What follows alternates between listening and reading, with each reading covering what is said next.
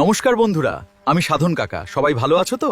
আশা করি তোমরা সবাই খুব ভালো আছো এবং আমার সাথে এই নতুন গল্প শুনতে তৈরি হয়ে গেছো সবাই। আজকে আমরা জানবো আকাশের রং নীল কেন। আপনারা কি জানেন কেন সূর্যের আলো বায়ুমণ্ডলের গ্যাসের কণাগুলোর সাথে সংঘর্ষে ছড়িয়ে?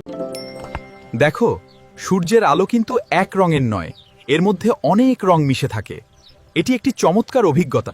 সূর্যের আলো যখন বাতাসের ভেতর দিয়ে যায়, তখন বাতাসের ছোট ছোট কণা আলোকে চারদিকে ছড়িয়ে দেয়।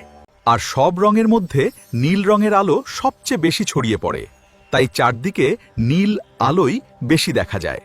এই কারণেই আমাদের চোখে আকাশ নীল দেখায় এবং এটি আলোর বিচ্ছুরণের ফলে ঘটে। বুঝলে তো বন্ধুরা?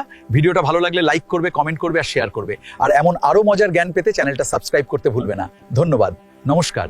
ভিডিওটি ভালো লাগলে লাইক করো, কমেন্ট করো আর আমার চ্যানেলটি সাবস্ক্রাইব করো। ধন্যবাদ।